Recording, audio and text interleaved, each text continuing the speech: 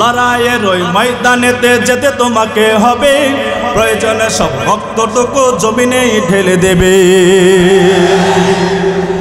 লড়াইয়ের ওই ময়দানেতে যেতে তোমাকে হবে, প্রয়োজনে সব রক্তটুকু জমিনে ঢেলে দেবে। তবু তোমায় লড়তেই হবে, মানিবে না পরাজয়। তবু তোমায় লড়তেই হবে, মানিবে না পরাজয়।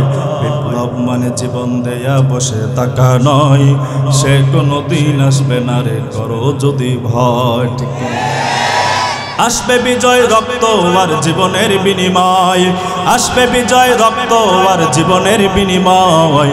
বিপ্লব মানে জীবন দেয়া বসে থাকা নয়, সে কোনো দিন আসবে না রে, করো যদি ভয়। কোথা থেকে কোন ভেন্দি যে শুকন আমার দেশে এসে, সেবার নামে বসলো জোরে মির্জাফরের বেশে। আমার দেশে মির্জাফর নাই, কথা বলে না, আছে কিনা? যদি উলামায়ে কেরামের শত্রু, নবীর শত্রুর বিরুদ্ধে যদি উলামায়ে কেরাম যদি মাঠে ময়দানে আন্দোলন হুঙ্কার দেয়, এক দল মুনাফিক ভারতের পক্ষে নিয়ে সাফাই গায়, আছে কিনা কথা বলেন? আজকে ওই বেঈমানের পক্ষে কথা বলার, বিপক্ষে কথা বলার কারণে আমাদের সরতাজ আল্লামা মামুনুল হক সাহেব জানে কথা কয় না। কিসের জন্য? ক্ষমতার জন্য, চেয়ারের জন্য, সম্পদের জন্য, দুনিয়ার কোনো চেয়ার পাওয়ার জন্য? একমাত্র কার জন্য? জোরে বলেন কার জন্য? আরো আওয়াজ দিয়ে বলতে হবে কার জন্য? আল্লাহ। এরে মুসলমান ভাইরা রে আমার, আমার দুনিয়ার জিন্দেগিতে যত আমল আছে সব আমল হতে হবে আমার আল্লাহর জন্য। দুনিয়া কোনো মানুষের জন্য আমার আমল হবে না, হবে না। এই আয়াতের মধ্যে আল্লাহ তাআলা এক নাম্বার জানায় দেয়, যে বান্দা দান সদকা করবা, দান সদকা করার পরে ফোঁটা দিবা না। দ্বিতীয় নাম্বার মুফাসসিরিনে কেরাম বলেন, যে বান্দার অন্তরে ইখলাস নাই, ওই বান্দায় উপকার করার পরে মানুষদেরকে বিভিন্ন কথার মাধ্যমে তারে কষ্ট দেয়, এমন লোক আছে কি নাই? আল্লাহ তাআলা 3 নাম্বার জানায় দেয়, যেই বান্দা ইবাদত করবে, ওই বান্দার ইবাদত আমি আল্লাহ তাআলার জন্য হতে হবে, দুনিয়ার কোনো মানুষের জন্য হতে পারবে না। দেখা যায় অনেক আল্লাহর বান্দা মসজিদে নামাজ পড়ে ইবাদত করে, মানুষ দেখলে 2 রাকাতের নামাজ 10 মিনিটে শেষ করে, আর মানুষ যদি না থাকে 10 রাকাত নামাজ 6 মিনিটে খতম করে ফেলে। আছে কি নাই? আসেনি এমন মুসলমান? মসজিদ মাদ্রাসা ইতিমধ্যে দেখবেন টাকা পয়সা সদকা করে, দান করে দেয়। যদি মনে করেন বাহবা আর মারহাবা যদি বেশি করে দেয়, মনটা বড় ভালো। যদি না দেয়, মন বেজার, পরের বছরে এরা আসেই না। কথা কয় না? আছে না আমাদের সমাজে এমন লোক? আছে কি না? আল্লাহ বলেন, যারা দান সদকা করার পরে, ফোঁটা দেয় এবং উপকার করার পরে খুশা মারিয়া কথা বলে আর ইবাদত করে মানুষদেরকে দেখানোর জন্য, আল্লাহ বলেন তারা আমি আল্লাহকে বিশ্বাস করে না, আখিরাতকে বিশ্বাস করে না। যদি আমি আল্লাহর উপরে বিশ্বাস থাকতো, আখিরাতের উপরে বিশ্বাস থাকতো, তাহলে লোক দেখানোর জন্য কোনোদিন ইবাদত করতে পারতো না। এরে মুসলমান ভাইরা রে আমার, কোন মানুষ যদি একমাত্র আল্লাহ তাআলাকে দেখানোর জন্য যদি বান্দা ইবাদত করে, বান্দা যদি বندگی করে, সূরা বাকারার 112 নম্বর আয়াতের মধ্যে আল্লাহ তাআলা জানায়া দেয়, বালা মান আসলামা ওয়াজহাহু লিল্লাহ ওয়া হুয়া মুহসিন ফালাহু আজরুহু ইনদা রাব্বিহি ফালা খাউফুন আলাইহিম ওয়ালা হুম ইয়াহজানুন।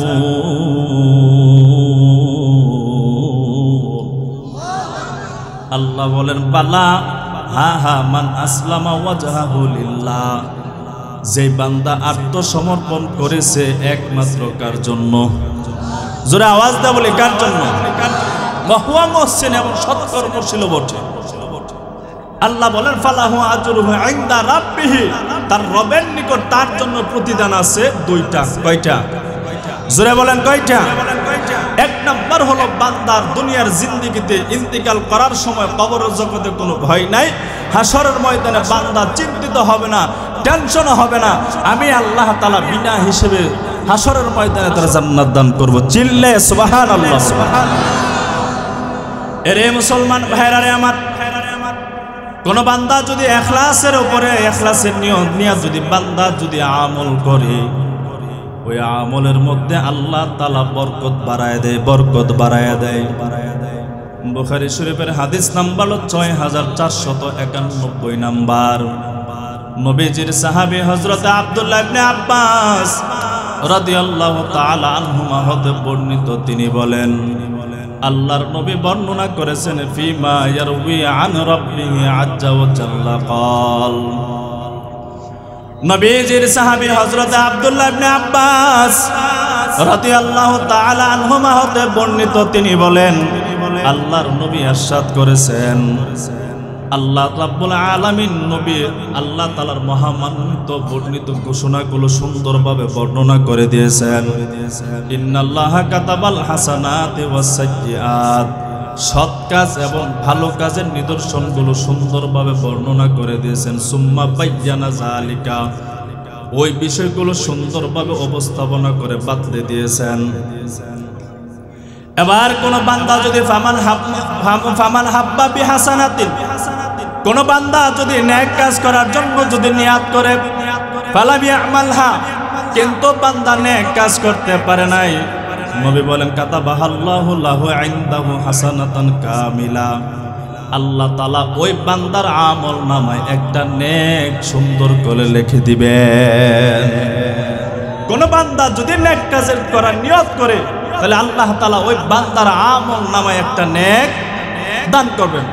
ফাইন হুমা হাম্মা বিহা ফাআমিলাহা, আর যদি ওই বান্দা যদি সেই নেক কাজটা যদি করে, নবী বলেন ওই বান্দার আমল নামে 10টা নেক দ্বারা আল্লাহ তাআলা ভরপুর করে দেয়। আর আস্তে বলি, আর আস্তে বলি সুবহানাল্লাহ। এর ইসলামপুরের মুসলমান ভালো করে বুঝে যান, বান্দা যদি নেক কাজ করার নিয়ত করে,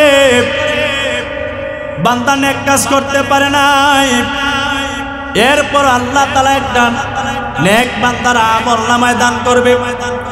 আর যদি বান্দা যদি নেক কাজের নিয়ত করেছে, বান্দা যদি নেক কাজ করে, বান্দার আমল নামায় আল্লাহ তাআলা 10টা নেক দান করবেন। শুধু তাই নয়, এই 10টা শুধু নয়, 700 নেক আল্লাহ তাআলা বান্দার আমল নামায় দান করবেন। শুধু 700 নেক নয়, নবী বলেন ইলা আদাফিন কাসীরা, তার চেয়ে বেশি নেক আমল আল্লাহ তাআলা বান্দার আমল নামায় দান করবে। সুবহানাল্লাহ। আর যদি কোনো বান্দা যদি গুনার নিয়ত করে, গুনাহ করবে, কি করবে? কথা কই না, গুনাহ করবে। বান্দা এই গুনার কাজ করতে পারে নাই, তারপর নবী বলেন বান্দার আমল নামায় আল্লাহ তাআলা একটা নেক দান করবে। আর যদি গুনার কাজ করে ফেলে, তাহলে আল্লাহ তাআলা ওই বান্দার আমল নামায় শুধু একটা গুনাহই দিবেন, 700 গুনাহ বান্দার আমল নামায় দিবেন। তাহলে নেক কাজ করলে আপনি আমার জন্য লাভ না ক্ষতি? জোরে বলে লাভ না ক্ষতি? আর ওইটা আওয়াজ দিয়ে বলে লাভ না ক্ষতি? আরে মুসলমান ভাইরা রে আমার, আপনি আমি নেক কাজ করব, নেক কাজের নিয়ত যদি আপনি আমি করি, নেক কাজের নিয়ত করিয়া যদি রাতের বেলা যদি ঘুমাতে যাই,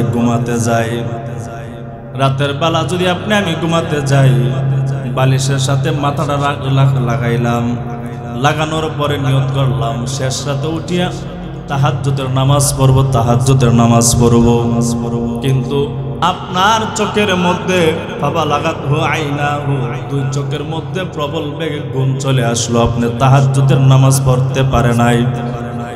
আল্লাহর নবী বলেন বান্দা তাহাজ্জুদের নামাজের নিয়ত করিয়া বান্দা রাতের বেলা ঘুমালো, শেষ রাতে তাহাজ্জুদের নামাজ বান্দা পড়তে পারে নাই, এরপর আল্লাহ তাআলা বান্দার নিয়তের কারণে, নিয়তের বদলতের কারণে বান্দার আমল নামায় তাহাজ্জুদের নামাজ পড়লে যেই পরিমাণ সওয়াব দেওয়ার কথা ছিল, সেই সম পরিমাণ সওয়াব বান্দার আমল নামায় আল্লাহ তাআলা দান করে দিবে। সেই সম পরিমাণ আমল আল্লাহ তাআলা বান্দার আমল নামায় দান করে দিবেন। এই কিছু কথার ভিতরে মূল মাকসুদ হলো নিয়ত যদি ভালো হয় ফলাফল ভালো, নিয়ত খারাপ হলে ফলাফল আপনি আমার নিয়ত যদি দুনিয়ার জন্য হয়, ফলাফলটা দুনিয়ার জন্য হয়ে যাবে। আপনি আমার নিয়ত যদি আখিরাতের জন্য হয়, আপনি আমার ফলাফল আখিরাতের জন্য হবে। আপনি আমার কাজ যদি আখিরাত উদ্দেশ্য হয়, দুনিয়ার কাজটা যদি আখিরাত উদ্দেশ্য হয়, আখিরাত দ্বারা আল্লাহ তাআলা পরিবর্তন করে দিবেন। আর যদি আখিরাতের কাজের ভিতরে যদি দুনিয়ার নিয়ত থাকে, দুনিয়ার মানুষকে দেখানোর জন্য নিয়ত থাকে, ওই আখিরাতের কাজটা আল্লাহ তাআলা দুনিয়া দ্বারা পরিবর্তন করে দিবে। আপনি ইবাদত করতেছেন, নামাজ পড়বেন, এই নামাজের ভিতরে যদি আপনি দুনিয়ার মানুষকে দেখানোর নিয়ত থাকে, নবী বলেন শিরক হয়ে যায়। আপনি রোজা রাখতেছেন, রোজা রাখাটা যদি দুনিয়ার মানুষকে দেখানোর উদ্দেশ্য থাকে, দুনিয়ার মানুষকে দেখানোর উদ্দেশ্য থাকে, নবী বলেন শিরক হয়ে যায়। আপনি সদকা করতেছেন, সদকাটা যদি দুনিয়ার মানুষকে দেখানোর উদ্দেশ্য হয়ে যায়, এই সদকার ভিতরে নবী বলেন শিরক হয়ে যায়। নাউজুবিল্লাহ। দলিল নেন মুসনাদ আহমদ শরীফের হাদিস নাম্বার হলো 17140 নাম্বার। নবীজির সাহাবী শাদ্দাদ ইবনে আউস রাদিয়াল্লাহু তাআলা আনহু হতে বর্ণিত, তিনি বলেন মান সাল্লাল্লাহু রাই ফাকাদ আশরাক। যেই বান্দা নামাজ পড়লো, নামাজ পড়ার ভিতরে যদি বান্দার উদ্দেশ্য থাকে দুনিয়ার মানুষকে দেখানোর জন্য, নবী বলেন ফাকাদ আশরাক, ওই বান্দা শিরক করলো। ওমান সামা ইরাই ফাকাদ আশরাক, যে বান্দা রোজা রাখলো, রোজা রাখাটা যদি মানুষকে দেখানোর উদ্দেশ্য থাকে, নবী বলেন ফাকাদ আশরাক, নবী বলেন সে বান্দা শিরক করলো। ওমান তাসাদ্দাকা ইরাই ফাকাদ আশরাক, যেই বান্দা দান করলো, যে বান্দা সদকা করলো, দান করলো, দানের ভিতরে যদি উদ্দেশ্য থাকে মানুষকে দেখানোর জন্য, নবী বলেন ফাকাদ আশরাক, ওই বান্দা শিরক করলো। এরে মুসলমান, আল্লাহ চাইলে সূরা নিসার 116 নম্বর আয়াতের মধ্যে বলেন, আল্লাহ চাইলে সব গুনাহ মাফ করবেন, কিন্তু শিরক নামক গুনাহ আমার আল্লাহ কোশ্চিন কালো মাফ করবেন না, ঠিক কিনা? আল্লাহ মাফ করবেন। এখন আমাদের সমাজে অহরহ শিরক চলতেছে। মাজারে গেলেই দেখবেন আল্লাহর মসজিদে আসিয়া সাজদা দেয় না, আল্লাহর কাছে চাই না, মাজারে গিয়ে বলে শাহজালাল একটা সন্তান দাও না। কথা কই না, চাই কিনা? কথা বলেন, চাই কিনা? হেই রে, বাবার দরবারে গিয়া গানও গাই, তালা কইলা দে রে বাবা, তালা কইলা দে।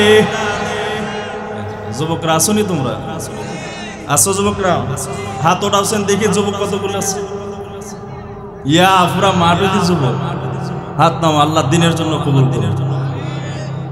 তালা কইলা দে রে বাবা, তালা কইলা দে, রহমতের চাবি দিয়া তালা কইলা দে। কোন রহমতের চাবি দিয়া কোন তালা খুলতো আল্লাহ মালুম। মাইয়া মানুষ চুলগুলো এলোমেলো করে, কাপড় একটু ঠিক নাই, বাবার দরবারে গান গায়, কোন চাবি দিয়া কোন তালা খুলবো বুঝেননি আপনারা? কথা কইলা। এই দুনিয়াদার বাবাদের দরবারে যাওয়ার কারণে না পাক কিছু বদমাইশ, এরা নিজেদেরকে উলি বলে দাবি করে, এদের কাছে যাওয়ার কারণে মানুষের ঈমান এমন ভাবে ধ্বংস হইতেছে আপনি সীমাহীন বুঝতে পারবেন না। এদের দরবারে যাওয়ার কারণে বলে হাসরের ময়দানে যদি ফেরেশতারা জিজ্ঞেস করে তুই কার লোক, বলবো আমি দুনিয়াতে ছিলাম ন্যাংটা বাবার লোক। নাউজুবিল্লাহ কই না? হযরত ওমর রাদিয়াল্লাহু তাআলা আনহুর জামানায় একজন বান্দা, যে রাজার সন্তান ছিল, রাজপুত্র, মুসলমানদের সাথে যুদ্ধ লেগে গেল। এক পর্যায়ে ওই রাজার সন্তান রাজপুত্র মুসলমানদের হাতে গ্রেফতার হয়ে গেল। আল্লাহর বান্দাকে যখন মদিনায় নিয়ে আসলো, আনার পরে সাহাবায়ে কেরাম বসে বৈঠক করতেছে, এই রাজপুত্রের ব্যাপারে কি সিদ্ধান্ত নেওয়া যায়, তাকে কি ছেড়ে দেওয়া যায় নাকি তাকে হত্যা করা যায়? মুসলমানদের অভিযোগ, এই সন্তান মুসলমানদের উপরে অনেক জুলুম করেছে, এই সন্তান মুসলমানদের উপরে অনেক নির্যাতন করেছে, অত্যাচার করেছে, অনেক মেয়েদেরকে হত্যা করেছে, শিশু বাচ্চাদেরকে হত্যা করেছে। ও খলিফাতুল মুসলিমিন আমার, তারে আপনি মৃত্যুদণ্ড দেন, তাকে আপনি ফাঁসি দেন। যেই মাত্র অভিযোগ দিল, বাস্তবায়ন সাক্ষী প্রমাণ নিয়ে সত্যায়ন হলো, আল্লাহর বান্দাকে হত্যা করার রায় দেওয়া হলো। নির্ধারিত একটা তারিখ, একটা নির্ধারিত একটা দিন ধার্য করা হলো। যেই দিন বান্দাকে হত্যা করা হবে, ওই দিন বান্দা যেই মাত্র হত্যা করা হবে, হযরত ওমর আল্লাহর বান্দাকে জিজ্ঞেস করলেন, যুবক তোমার কি জীবনের শেষ কোনো চাহিদা আছে? আল্লাহর বান্দা বলে, হ্যাঁ ওমর, আমার জীবনের একটা শেষ ইচ্ছা আছে, চাহিদা আছে। বলো যুবক, কি তোমার এমন ইচ্ছা, তোমার এমন চাহিদা? আল্লাহর বান্দা বলেন, ওমর আমার জীবনের শেষ চাহিদা হলো এক গ্লাস পানি পান করব, এক গ্লাস পানি। এবার হযরত ওমর আর সহ্য হয়ে গেল। যুবক, কত মানুষ মারা যাওয়ার সময়, হত্যা হওয়ার সময় মার চেহারা দেখবে, বাবার চেহারা দেখবে, বিবির চেহারা দেখবে, ছেলে মেয়ের চেহারা দেখবে। তুমি মা বাবার চেহারা দেখার জন্য বলো নাই, বিবির চেহারা দেখার জন্য বলো নাই, ছেলে মেয়ে সন্তানাদি আত্মীয় স্বজনের চেহারা দেখার জন্য তুমি বলো নাই, তুমি এক গ্লাস পানি পান করার জন্য বললা। যুবক, এবার হযরত ওমর রাদিয়াল্লাহু তাআলা আনহু বান্দার হাতের মধ্যে এক গ্লাস পানি দিয়ে দিলেন। যেই মাত্র পানিটা দিলেন, বান্দা থরথর করে কাঁপতেছে, থরথর করে কাঁপতেছে। এবার ওমর ডাকতে হলো, যুবক পানি চাইলা, পানি পান করার জন্য তোমার হাতের মধ্যে এক গ্লাস পানি দেওয়া হলো পান করার জন্য, দেওয়ার পর কেন তুমি থরথর করে কাঁপতেছো? এবার যুবক ডাকতে হলো, ওমর এই পানিটা আমি যখন পান করে ফেলবো তখনই তো আপনি আমার হত্যা করে ফেলবেন। ওমর ডাকতে হলো, যুবক যতক্ষণ পর্যন্ত এই পানিটা পান করবা না ততক্ষণ পর্যন্ত যুবক তোমার হত্যা করা হবে না। এই পানিটা যতক্ষণ পর্যন্ত পান করবা না তুমি যুবককে হত্যা করা হবে না। যেই মাত্র হযরত ওমরের জবান দিয়া বের হয়ে গেল, এই পানিটা যতক্ষণ পর্যন্ত পান করবা না হে যুবক তোমার হত্যা করা হবে না। যেই মাত্র বলল, বান্দার হাত থেকে পানির গ্লাসটা জমিনের মধ্যে পড়ে গেল। যেই মাত্র পড়ে গেল, ওই পানিটা জমিন ওই পানিটা গ্রাস করে নিল, বক্ষণ করে ফেললো। এবার ওমর ডাকতে হলো, যুবক নাও আরেক গ্লাস তোমাকে পানি দিয়ে পান করো। এবার আল্লাহর বান্দা ডাক দিয়ে বলে, ওমর আপনার কাছে আমার একটা ব্যাপার জানার আছে। বলে, কি এমন ব্যাপার বলেন তো? যেই পানিটা পড়ে গেল, জমিন ঘাস করে নিল পানিটা, ওই পানিটাকে মাটি থেকে বালু থেকে আবার উঠানো কোনো সম্ভব আছে? ওই পানিটা উঠাইয়া কি আমি আবার পান করার সুযোগ আছে? হযরত ওমর বলে, না রে যুবক, না না, ওই পানিটা দ্বিতীয়বার উঠাইয়া পান করার কোনো সুযোগ নাই। এবার যুবক ডাকতে বলে, ও ওমর যদি এই জমিন থেকে পানি যদি উঠানো কোনো সম্ভব না হয়, পান করার যদি সুযোগ না থাকে, তাহলে আমি যুবককে হত্যা করাও তো ওমর আপনার পক্ষে সম্ভব না। সুবহানাল্লাহ। এবার ওমর আর সহ্য হয়ে গেল। এ যুবক কি শুনাইলা, কি শুনাইলা? এবার আল্লাহর বান্দা ডাকতে বলে, ওমর আমার দিল বান্ধিয়া বিশ্বাস করি মুসলমান তো যা ওয়াদা করে তাই বাস্তবায়ন করে, জীবন থাকার যাক ঠিক কিনা? মুসলমান ওয়াদা দিয়া কোনো সময় বরখেলাপ করতে পারে না। যেই মুসলমান ওয়াদা দেয়, বারবার ওয়াদা দিয়া ওয়াদার বরখেলাপ করে, মুসলমান হতে পারে না। কথা বলেন ঠিক কিনা? আমাদের সমাজে এই নির্বাচন আসতেছে, হরেক রকমের ওয়াদা দিবে। কথা বলে রাস্তা করব, কালভেট করব, ব্রিজ করব, আবার ব্রিজ করব, যা চান তা করব। ক্ষমতায় যখন যাই তখন দেখা যায় একটা স্বাক্ষরের জন্য এই এমপিরও পাওয়া যায় না, মন্ত্রীও পাওয়া যায় না, এই মেম্বার চেয়ারম্যানও পাওয়া যায়। কথা কই না, কথা কই না, ঠিক কিনা? এদেরকে তালাশ করে পাওয়া যায় না। ওয়াদার দেখবেন শেষ না, যা চাইবেন তাই করে দিব, যা চাইবেন তাই করে দিব। যদি বলেন এমপি সাহেব আপনি বউটা তালাক দেন, একবার দিব। কথা কই না। আমাদের এলাকার এমপি সাহেব 15 বছরের ভিতরে বাটি এলাকা 15 বছরের ভিতরে আমরা রাস্তা করে দেয় নাই। এখন গিয়া ভোট চাওয়ার জন্য ভোটের প্রয়োজন আসছে, এখন বলতেছে সরকারের পক্ষ থেকে নিষেধ ছিল, এর জন্য আমি করতে পারি নাই। আমাকে যদি আবার ভোট দিয়ে ফাঁস করান তাহলে আবার রাস্তা করে দিন। 15 বছর পর্যন্ত করে দেন, এখন আবার রাস্তা করে দিন। এই হরেক রকম ওয়াদা দেনেওয়ালা বান্দা আমাদের জমিনে কম না বেশি? জোরে বলেন কম না বেশি? আরো আওয়াজ দিয়ে বলেন কম না বেশি? আর এই বুদ্ধিজীবীগুলো দেখবেন উলামায়ে কেরামের বিরুদ্ধাচরণ করে কিনা? এরা হলো দেশের লাগি মহামারীর মতন, ফাইলে কলম টেকাইয়া চালায় তারা নির্যাতন। এরা হলো দেশের লাগি মহামারীর মতন, ফাইলে কলম টেকাইয়া চালায় তারা নির্যাতন।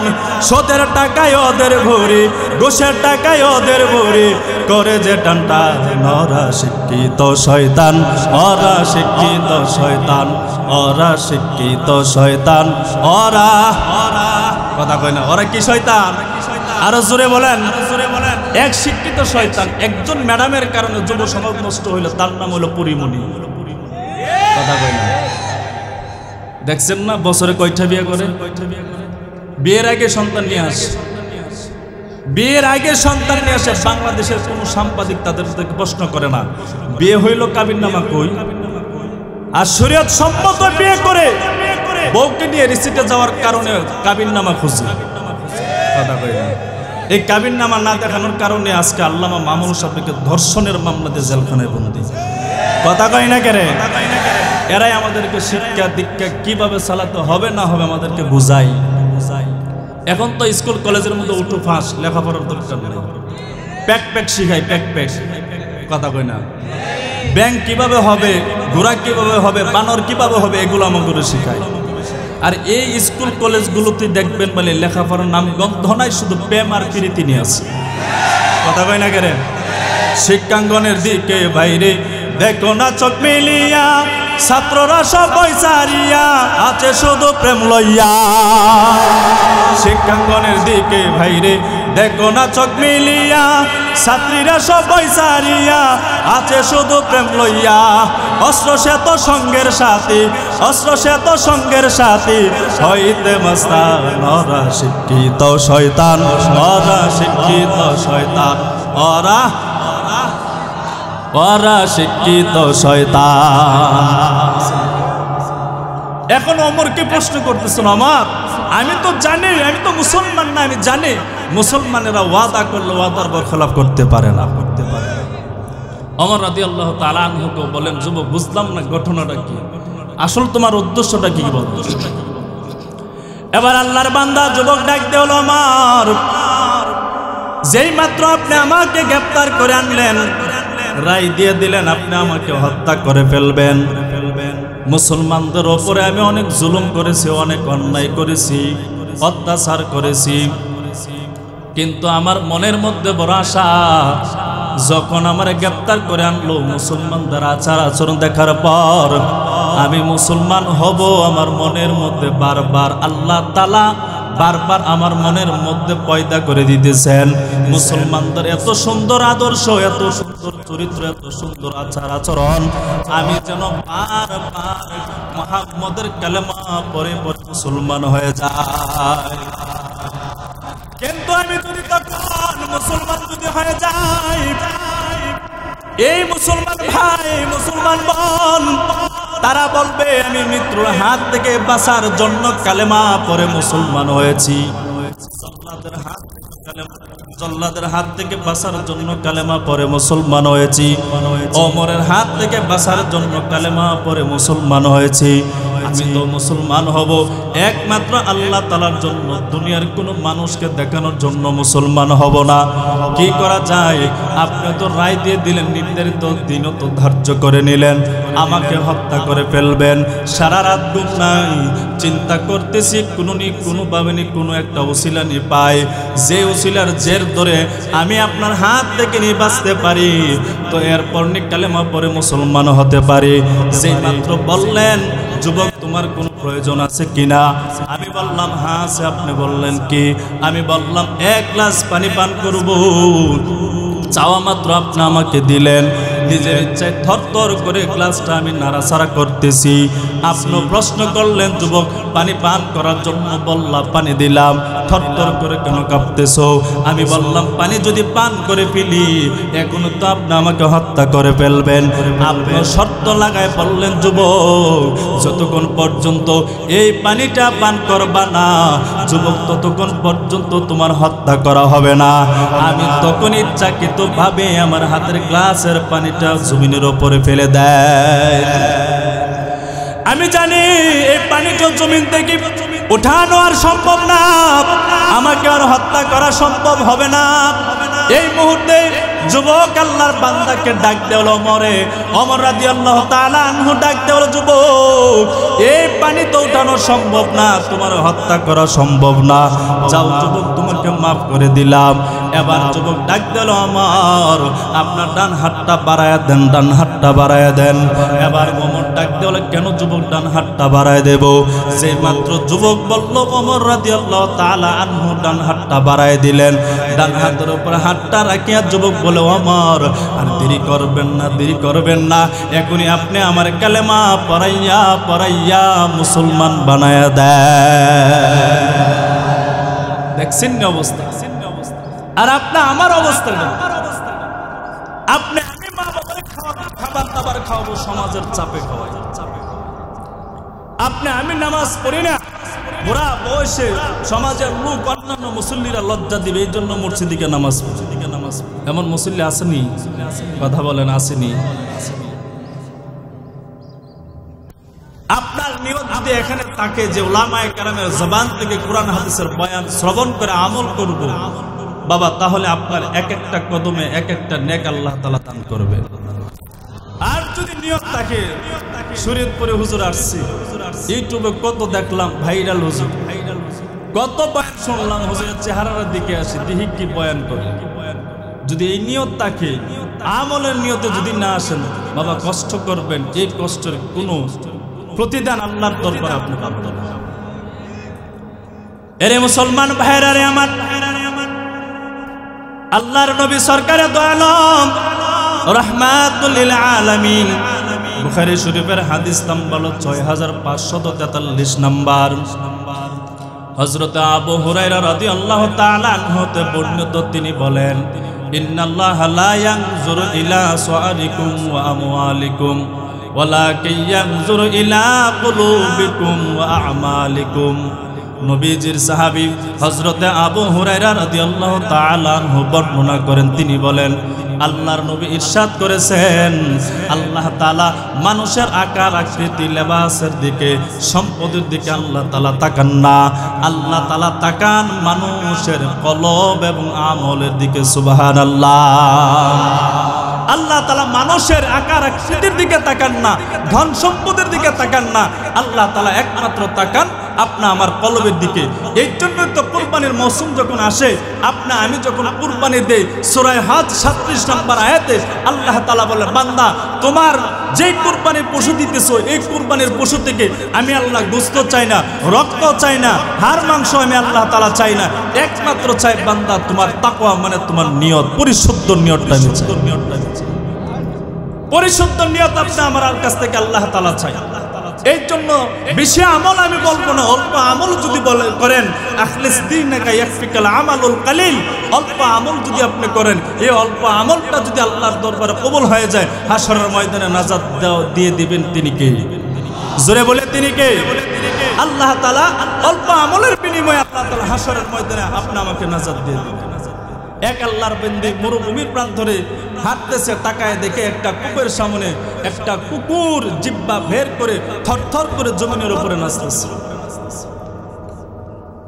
আল্লাহর বান্দি ভালো কোনো মহিলা ছিল না, একজন দর্শিতা মহিলা ছিল, টাকার বিনিময়ে নিজের দেহ পর পুরুষের কাছে বিক্রি করতেছে। আল্লাহর বান্দে যখন তাকায় দেখতেছে কুকুরটা জিহ্বা বের করে দিয়ে নাচানাচি করতেছে, আল্লাহর বান্দের অন্তরের মধ্যে এই কুকুরের প্রতি সামান্য পরিমাণ মায়া লেগে গেছে। আল্লাহর বান্দি এক কদম দিয়ে ওই কুকুরের কাছে গেল, তাকায় দেখে কূপের যে পানি ছিল এই পানিটা অনেক গভীরে, অনেক নিচে। এই কূপ থেকে পানি ওঠানো কুকুরের পক্ষে সম্ভব না, খাওয়া সম্ভব না। কি করা যায়? আল্লাহর বান্দির শরীর থেকে ওড়নাটা খুলে হাত পায়ে যে মোজা ছিল ওড়নার উপরে বেঁধে মাথার মধ্যে বেঁধে এই যখন বান্দের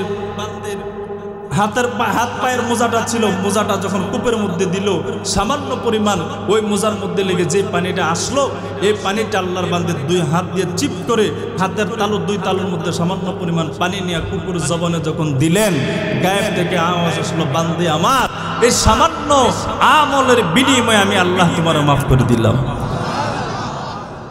যেই মাত্র আল্লাহর বান্দের দিলের মধ্যে মায়া লেগে গেল, কূপ থেকে সামান্য পরিমাণ পানি আল্লাহর বান্দে উঠাইয়া ওই কুকুরের জবানের মধ্যে জিহ্বার মধ্যে যখন লাগাইয়া দিল, কুকুরটা আসমানের দিকে তাকাইয়া আল্লাহর দরবারে ফরিয়াদ করে দোয়া করে, আল্লাহ এই যুবতী বান্দি কত যুবকের চরিত্র নষ্ট করেছে, কত যুবকের চরিত্র ধ্বংস করে দিয়েছে।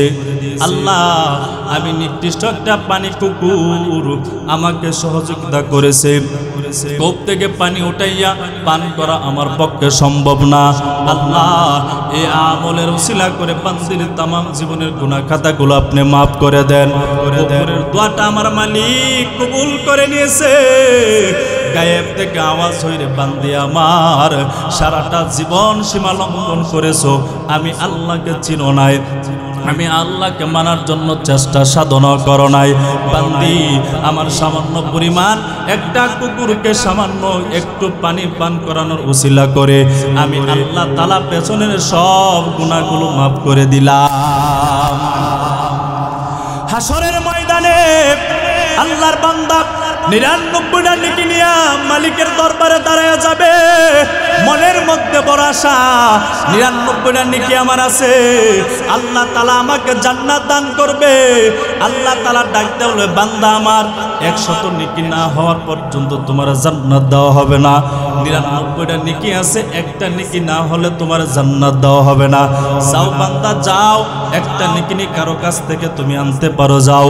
বান্দা আশা নিয়া হাসরের ময়দানে ওই যে দুনিয়ার জিন্দেগিতে আমার মা আছে, আমার বাবা আছে, আমার বিবি আছে, আমার ছেলে মেয়ে আছে, আমার বন্ধু আছে, আমার বান্ধবী আছে, আমার প্রতিবেশী আছে। আল্লাহর বান্দা মনের মধ্যে বড় আশা আকাঙ্ক্ষা নিয়া মার দরজার কাছে দৌড়ায় গেল, ডাকতে বলে, মা ও আমার জনম দুঃখিনী মা, দুনিয়ার জিন্দেগিতে আপনি আমাকে ১০ মাস ১০ দিন গর্ভধারণ করেছেন। ও মা, আমাকে জন্ম দেওয়ার সময় আপনি কত রক্ত আপনার ক্ষয় হয়েছে। ও মা, ২ থেকে ২.৫ বছর পর্যন্ত স্তনের দুধ পান করাইছেন। কত বছর তুমি আমার জন্য কষ্ট করেছো। মা গো, একটা নেকির জন্য এই হাসরের ময়দানে জান্নাতে আমি ঢুকতে পারি না। ও মা, তোমার মতন মা, তোমার মতন আপন দুনিয়ার জিন্দেগিতে অন্য কেউ ছিল না। একটা নেকি দান করো মা, আমি জান্নাতে চলে যাই। মা ডাকতে বলবে, কে তুমি? তোমারে চিনি না, দুনিয়ার জিন্দেগিতে তো আমার বিয়ে হয় নাই। মা বলবে, আমার বিয়ে হয় নাই। এবার মার কাছে নিরাশ হইয়া বাবার কাছে দৌড়, বাবার কাছে গিয়ে বলবে, বাবা হালাল নাই হারাম নাই, হালাল নাই হারাম নাই, দিন নাই রাত নাই পরিশ্রম করে করে আমাকে লালন পালন করেছো। ও বাবা, হাসরের ময়দানে একটা নেকির জন্য জান্নাতে আমি ঢুকতে পারি না, দাও না বাবা, একটা নেকি দাও। বাবা ডাকতে বলবে, কে তুমি? সন্তান তোমারে চিনি না, দুনিয়াতে আমার কোনো সন্তান নাই। এবার দৌড়ায় যুবক বিবির কাছে যাবে। বিবির কাছে যাওয়ার পর বিবিকে বলবে, বিবি দিন নাই রাত নাই তোমার জন্য কত পরিশ্রম করেছি। দুনিয়ার জিন্দেগিতে এমন আল্লাহর বান্দা কতগুলো স্বামী আছে, বিবির ফান্দে ফুরিয়া বিবির কথা ওঠা বসা করে, বিবির কথা শুনিয়া সুদ খায়, ঘুষ খায়, দুর্নীতি করে এমন যুবক আছে কি নাই? আছে না? আছে। মার কথা বিবির কথা শুনিয়া মারে বাদ দেয় না, বাবারে বাদ দেয় না, আসেনি এমন? মারে চিনে না, বাবারে চিনে না, শ্বশুর শাশুড়ি আম্মা জান আব্বা জান ডাকে, আসেনি? আবার বিবির ফান্দে ফুরিয়ে ঘর জামাই চলে যায়। আছে আপনাদের এলাকায় ঘর জামাই আছে? হ্যাঁ, মহব্বতের সহিত মাঝে মধ্যে রাস্তাঘাটে একটু ডাক দিন ঘর জামাই। এর কাছে ভালো লাগবে না?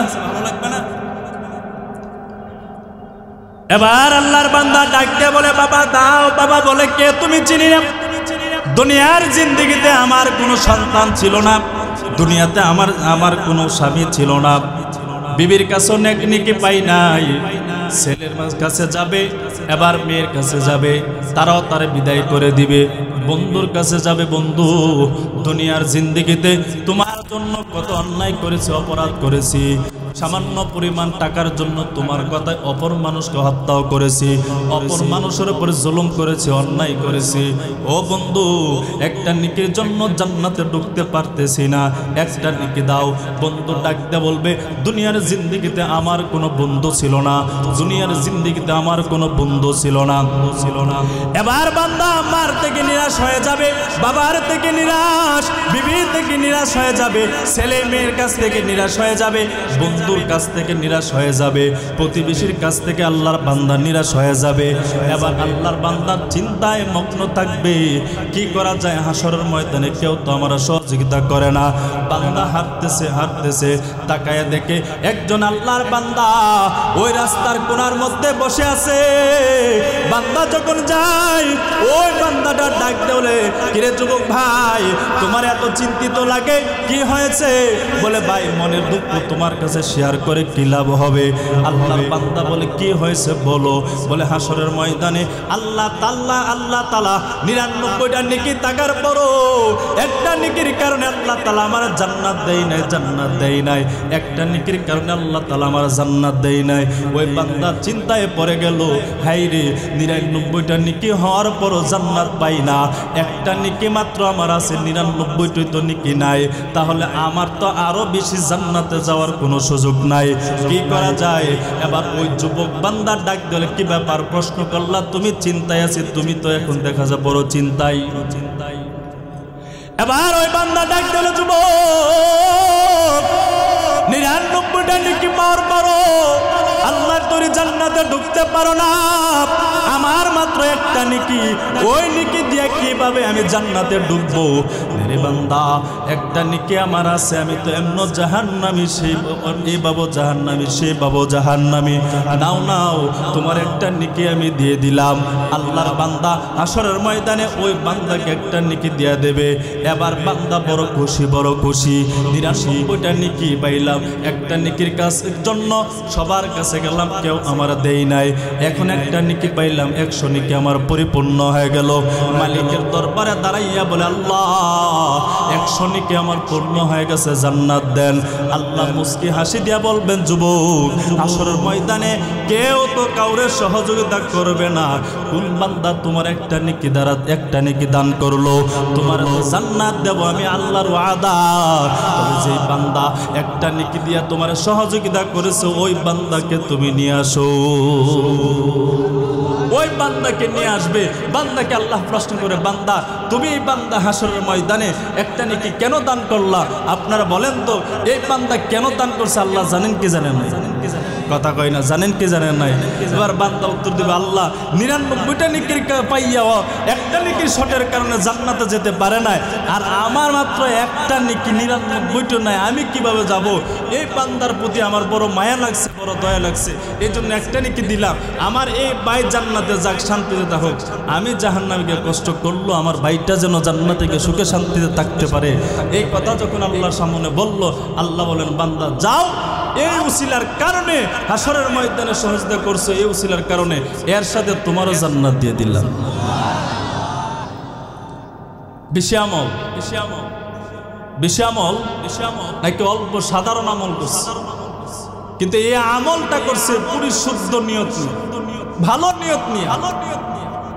আপনি আমি তো এখন সমাজে কত কাজ করি, কত কিছু করতেছি, এই কাজ করার ভিতরে পরিপূর্ণ নিয়ত না থাকার কারণে আল্লাহর পক্ষ থেকে আপনার জন্য কোনো বরকত নাজিল হয় না। আল্লাহ তাআলা রাব্বুল আলামিন আমাদেরকে ইখলাসের উপরে আমল করার তৌফিক দান করুন। আর জোরে বলে আমিন। ভাই, 2 দিনের জিন্দেগি কোন দিন যেন মরে যায়, মালাকুল মউত আপনা আমার চোখের সামনে হাজির হয়ে যায়, বলতে পারি কেউ? কথা বলেন, বলতে পারি? এই মাহফিলটা আজকে গত 14 বছর ধরে হয়েছে, এই বছর নিয়ে 15 বছর। কত আল্লাহর বান্দা এই মাঠে ময়দানে বসিয়া উলামায়ে কেরামের জবান থেকে কোরআন হাদিসের বয়ান শুনেছে, কত আল্লাহর বান্দা এবছর এই মাঠের মধ্যে নাই, কই আছে? বলো ওই যে 3.5 হাত মাটি অন্ধকার কবরটাকে বাঁশবাগানে নিচে, এই 3.5 হাত জায়গাটাকে চিরদিনের জন্য আপন করে নিয়েছে। বলেন তো বাবা, তারা কি আর দুনিয়াতে ফিরে আসবে? বলেন বলেন আসবে? কোনদিন যেন আপনি আমার সামনে মালাকুল মউত চলে আসে, আপনি আমি কবরে চলে গেলে আপনি আমি তো আর ফিরে আসার কোনো গ্যারান্টি নাই, আসবো না। তাই এই জন্য বলতেছি, দুনিয়ার জিন্দেগিতে হাত দ্বারা, পা দ্বারা, চক্ষু দ্বারা, অঙ্গ প্রত্যঙ্গ দ্বারা কত আপনি আমি অন্যায় গুনাহ দ্বারা ভরপুর হয়ে গেছে। এই গুনাহ অবস্থায় যদি আজরাইল আপনি আমার সামনে হাজির হয়ে যদি জানটা কবজ করে নিয়ে নেই, তাহলে বুঝেন আপনি আমার বদ আমলের কারণে জান্নাতি হব নাকি জাহান্নামী? একটু আওয়াজ দেয় বলে, জান্নাতি না জাহান্নামী হয়ে যাব? হাশরের ময়দান এমন একটা ময়দান হয়ে যাবে বাবা, যেই ময়দানের মধ্যে 50,000 বছর ধরে আপনি আমি উলঙ্গ অবস্থায় থাকবো, কেউ কারো চেহারার দিকে তাকাইবার সুযোগ থাকবে না। দুনিয়ার জিন্দেগিতে এই যে সূর্য এত দূর থাকার পরও বৈশাখ মাস, চৈত্র মাসে, ভাদ্র মাসে সূর্যের তাপের কারণে আপনি আমি সহ্য করতে পারি না, এসির ভিতরে দৌড়াই, ফ্রিজের ঠান্ডা পানি খাই। আর হাশরের ময়দান যখন আপনা আমার মাথার উপরে একবারে নিকটবর্তী চলে আসবে, সেই দিন সূর্যের তাপ সহ্য করা সম্ভব? কথা বলেন না কেন? সেই হাশরের ময়দানে আল্লাহর নবী বলেন, কিয়ামতের ময়দানে জাহান্নামের আগুন বিকট আওয়াজ দিয়ে দিয়ে দিয়ে দিয়ে সামনের দিকে দৌড়ায় দৌড়ায় আসবে। আর উম্মতেরা দেখে ইয়া নাফসি বলে আওয়াজ, ইয়া নাফসি বলে আওয়াজ। সমস্ত নবীরা, সমস্ত উম্মতেরা ইয়া নাফসি বলে আওয়াজ দিবে। একজন শুধু আছেন যিনি দুনিয়ার জিন্দেগিতে উম্মতকে বলে নাই, 63 জিন্দেগির ভিতরে উম্মতকে একটা সেকেন্ডের জন্য বলে নাই। এখনো নবী রওজাতে সেজদা অবস্থায় উম্মতকে বলে নাই। হাশরের ময়দানেও আল্লাহর নবী উম্মতকে বলবে না। সমস্ত নবীরা যখন ইয়া নাফসি পড়বে, হায় আল্লাহ আপনি আমাকে বাঁচান, আল্লাহ আপনি আমাকে রক্ষা করেন। সমস্ত নবীরা যখন ইয়া নাফসি বলে আওয়াজ, উম্মতেরা এদিক সেদিক দৌড়াদৌড়ি করবে। কথা সংক্ষিপ্ত করে নেই, শেষ পর্যায়ে যখন হযরত ঈসা আলাইহিস সালাতু ওয়াস সালামের দরবারে আসবেন, ঈসা পয়গম্বরকে বলবেন, আপনি আমাদের জন্য আল্লাহ তাআলার কাছে সুপারিশ করেন।